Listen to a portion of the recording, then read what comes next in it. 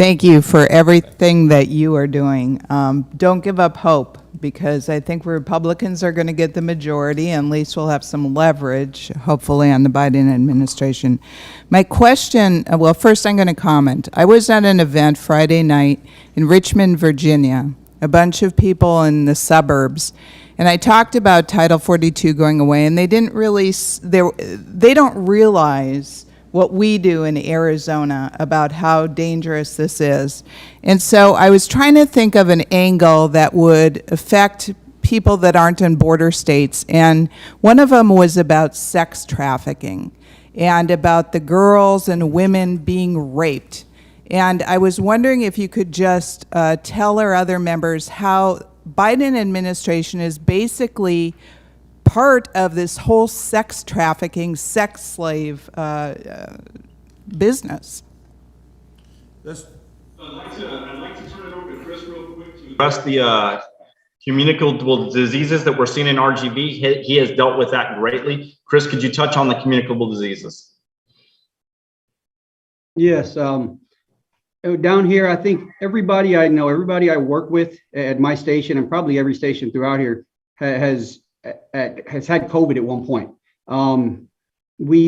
Our guys, when they go into these processing centers, a lot of times they come out with respiratory illnesses that can't be identified by the doctors. We have different strains of flu that come in, untreatable tuberculosis, and that's not even including some of the minor ones like scabies and lice. That stuff just runs rampant through our facilities. We do what we can to keep up with it, to try and get everything clean, but it's just so difficult out there in the field environment. And that's not even taking in the fact that the stuff with the ticks, the Rocky Mountain spotted fever, Lyme disease, stuff like that. So it is a very big issue for our guys. And it's very concerning because COVID, while not to downplay it, it is something that's very serious, but that's just a drop in the bucket for what we see down here. Thank you. I'm going to address Congressman Roy's question. Is this an invasion? These are transnational criminal organizations. They understand how to destabilize governments. They understand what needs to be done in order for them to make money. They understand that the more people that they're able to get into the United States, the more havoc that they can wreak, the weaker the United States becomes. So for these transnational criminal organizations, are they in fact trying to destabilize our government? I would have to say absolutely. On Debbie's question, we'll go to the media. Answer Debbie's question about human trafficking, sex trafficking. Oh, I'm sorry. Thank you. Thank you. John, would you like to touch on that, please? Sure. The human trafficking piece of this is something we're seeing across the country. And it's been in the news more so in the past couple of years than ever before. But the fact that we're not even in the field in a lot of areas shows that they're able to exploit that, to be able to get people across that we have no idea are there, and then take them wherever they're going to be in the country. And we're seeing it pop up all over the place.